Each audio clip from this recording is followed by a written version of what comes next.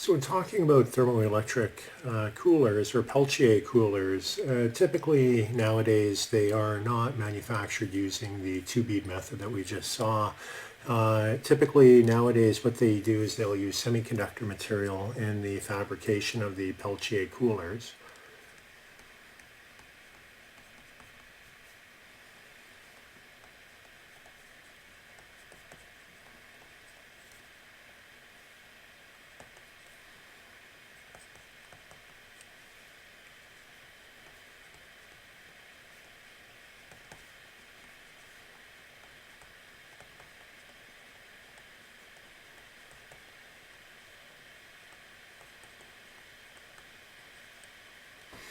So what I'll do now is I'll draw a schematic of what one of these Peltier or thermoelectric coolers looks like.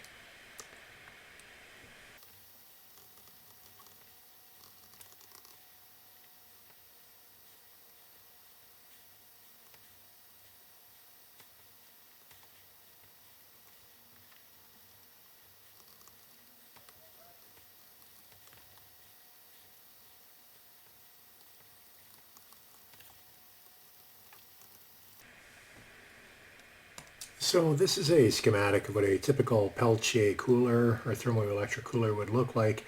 Nowadays, as I mentioned, it's made with a semiconductor device, and so we have the N type semiconductor and the P type junction.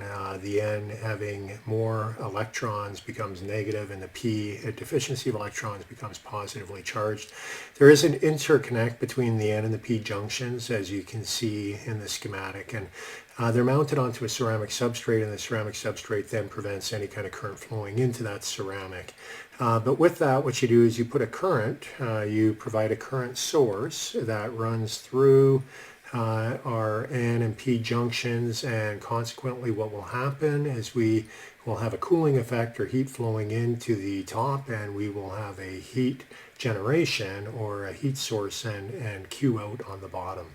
So what we're going to do now is we're going to take a look at a quick video of an example of one of these thermoelectric coolers operating.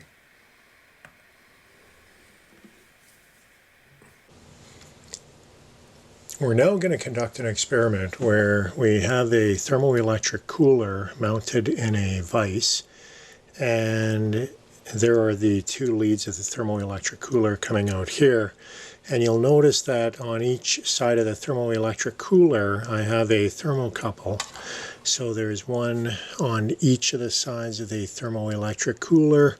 The displays from the thermocouple are shown down here. Now there's a little bit of an offset between the two thermocouples, mainly probably because the zero is not perfectly correct. But what we're going to do, we're just going to take a standard 9-volt battery, and we are going to apply the connections to the thermoelectric leads, and in a way this is probably not the wisest because we're draining a lot of current out of the battery, or forcing the battery to source a lot of current in a very short period of time, which is essentially almost like a short circuit, so not the best thing for the battery. But nonetheless, what I'd like you to do is to watch the two thermocouple displays and watch the temperatures that are being read out. Now the thermocouples aren't perfectly mounted on the surface, they are just taped in place, and so, but they are providing an indication in terms of what the temperature is. So I'll try to keep my hand out of the way as I connect the other terminal, and there they are now connected. And you can see one side is getting hotter and hotter, and the other side is dropping down in temperature. And so I don't want to do this for too long because I'm drawing a lot of current out of the battery itself. But you can see we're up at 50, it's getting hotter. So I will release the terminals now. 60 degrees down to about 18. So what we see exhibited here, now we'll let it record for a little longer. And you'll notice when we remove the current source, it becomes or goes to a more uniform temperature, whereby the entire thermoelectric module itself goes to a higher temperature. However, while we were applying current, we were able to have a fairly strong temperature differential. And so what I'll do is I'll let this go now, and then I'll fast forward it so that you can see the final steady state temperature that this will come to.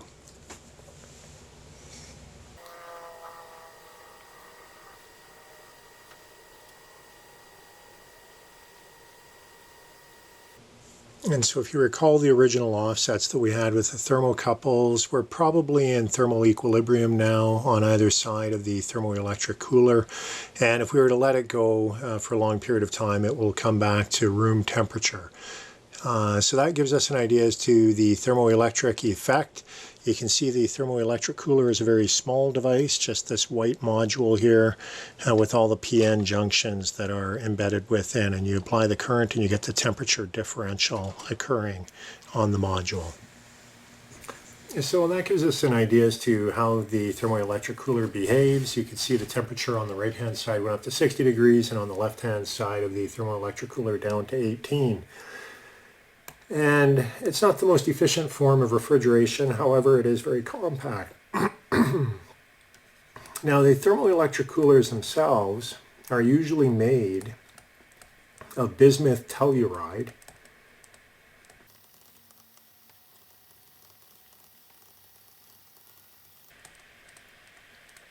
And with standard semiconductor concepts, the N-type is doped with excess electrons, and consequently that's why we say that it's negative. In the P-type, there's a deficiency of electrons making it positive. And the one thing that we can say is that in these devices, the heat transfer is related to the amount of current applied across the terminals.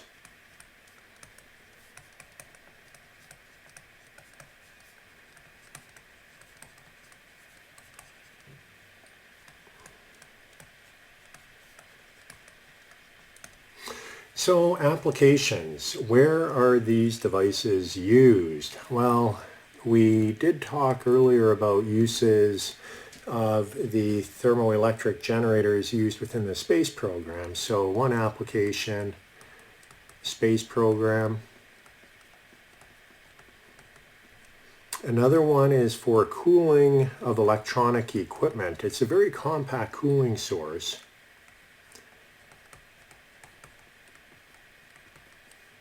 No moving parts or anything like that. However, I mean, it does have the downside that it draws a lot of current. Currently on the market, there are quite a few products that involve coolers, small coolers that you might put in your car if you want to have a drink or food while you're driving on a long drive. And you plug those into the cigarette lighter in your car.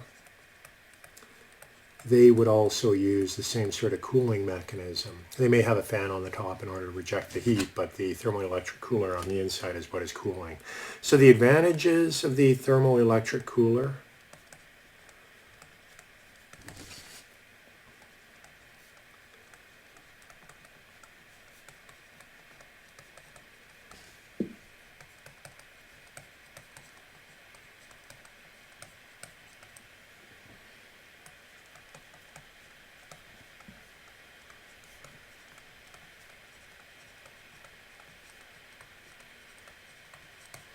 so the obvious advantages: they're quiet, no moving parts, lightweight, fairly robust. The chances are it won't break down that quickly. No pressure vessels required. Disadvantages: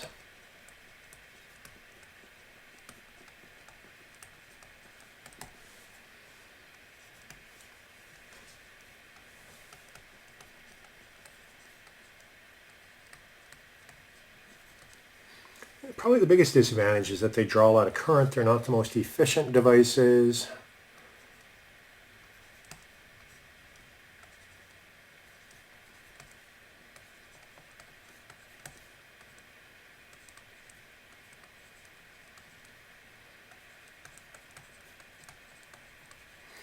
And so the current draw is anywhere from 1.2 amps up to 36 amps for 7 to 128 NP couples. And that's a lot of current. When you consider a typical household circuit, for example, will source, at least in North America, on the average about 15 amps. That's a heck of a lot of current that we have to flow through these. And that's why for your car, the alternator on your car can generate that kind of current, although it does put more load on the engine, and so it does consume more and more fuel.